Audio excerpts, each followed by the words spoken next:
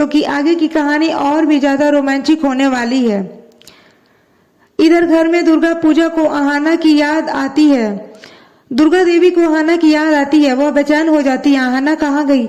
मैंने उसे बाहर जाते देखा था। वह सोचती है दुर्गा देवी का दिल माँ का दिल है। वह तुरंत घर से निकल पड़ती है। रास्ते में दौड़ती हुई वह उस गली में पहुंचती है जहाँ सब कुछ हो रहा है और वह देखती है कि उसके होश उड़ जाते हैं। आहाना को गुंडे पकड़े हुए है, उसे तंग कर रहा है।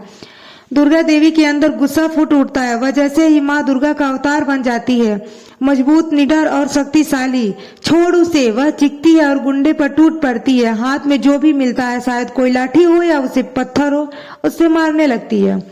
गुंडा हैरान रह जाता है। वह सोचता है कि एक बुढ़ी औरत इतनी ताकतवर हो सकती है। आहाना भी अब हिम्मत जुटाती है। वह अपनी सासू माँ के साथ खड़ी हो जाती है और दोनों मिलकर गुंडे को ऐसा सबक सिखाती है कि वह चीखता हुआ भाग खड़ा होता है।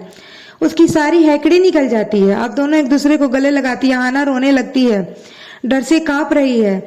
माँ, अब आप ना होती तो पता नहीं मेरे साथ क्या होता। लेकिन दुर्गा देवी उसे चुप कराती है। बेटी, मैं हूं ना, कोई नहीं छू सकता तुझे। यह पल इतना भावुक है कि देखने वाले की आंखें नम हो जाएगी।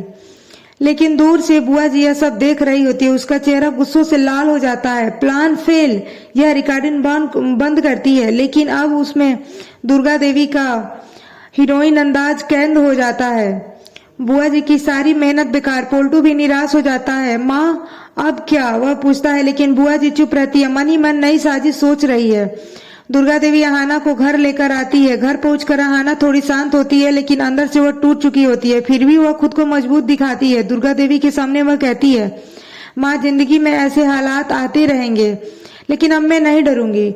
दुर्गा देवी मुस्कुराती है गर्व से, लेकिन आहाना के मन में सवाल घूम रहा है।